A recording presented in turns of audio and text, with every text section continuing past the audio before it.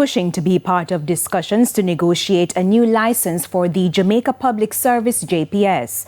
The license expires in 2027, but the government has to indicate its position by July 2025. Opposition spokesman on energy Philip Paulwell again raised the issue. Has the government made a determination about the future of JPS, which you have to relate to them by July?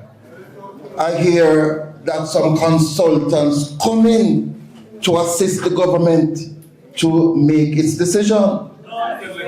You don't need a consultant to come. I'm here.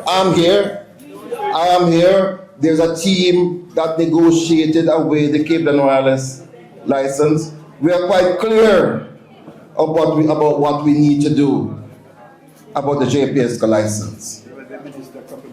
I don't believe that this should be in an election year an issue that the government alone decides.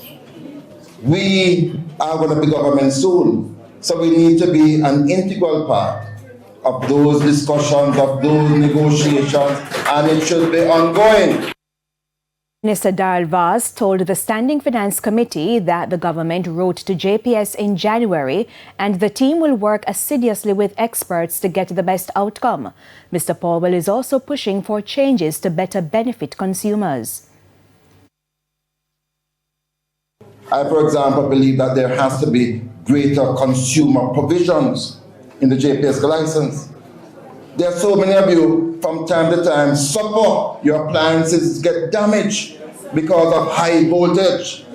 And then JPS will say, well, the fine print that you signed in their contract, don't extend the liability beyond yourself.